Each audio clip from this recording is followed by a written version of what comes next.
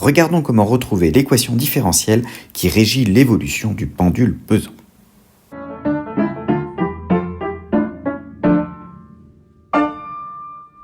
Alors, un pendule pesant, c'est principalement un patatoïde.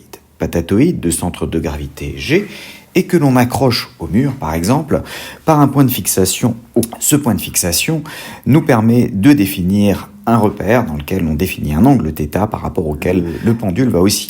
On considère le système du patatoïde sur lequel s'appliquent deux forces. Vous avez le poids qui s'applique au centre de gravité G et la réaction au niveau du clou en haut, réaction qu'on va noter R. On va donc pouvoir calculer les moments de chacune de ces deux forces par rapport à l'axe delta de rotation. Il est clair que le moment de la réaction R est nul étant donné que son point d'application est sur l'axe de rotation.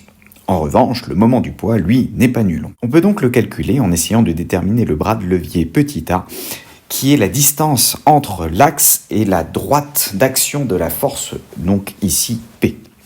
Ce bras de levier s'exprime, étant donné que c'est le côté opposé à θ dans le petit triangle rectangle comme OG sinus θ.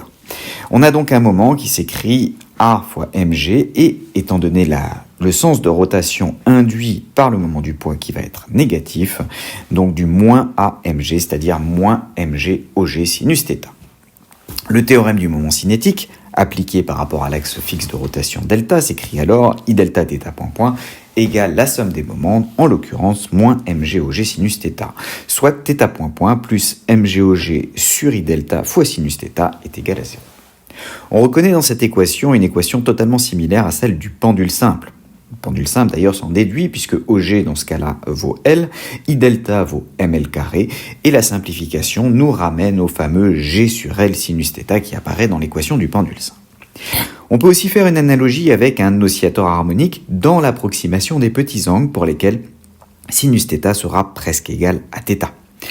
À ce moment-là, θ point plus mg/g sur I delta θ est égal à 0 et on reconnaît dans mg/g sur I delta le oméga 0 carré, c'est-à-dire la pulsation propre qui vaut du coup racine de mg/g sur I delta. Il ne nous reste plus qu'à déterminer une intégrale première du mouvement et pour cela, comme d'habitude, on multiplie par θ point. Cette multiplication par θ point fait apparaître le terme en θ point qui est relié à la dérivée de θ point carré. De même, on peut remarquer que la dérivée de moins cosinus θ par rapport au temps s'écrit plus sinus θ fois θ point, exactement le terme qui apparaît dans notre équation. Ainsi, on reconnaît une dérivée d'une grandeur globale, 1/2 de I delta θ point carré moins mg/g cosinus θ qui est nulle, ce qui veut dire que cette grandeur en question est constante. On a en fait reconnu la conservation de l'énergie mécanique puisque le terme en 1/2 de I delta θ point carré correspond à l'énergie cinétique de rotation, alors que le terme en moins mg/g cos θ correspond à mgz avec z orienté vers le haut et donc z qui vaut moins og cos θ ici pour l'énergie potentielle de pesanteur. La somme des deux vous donnant une constante qui est l'énergie mécanique du système.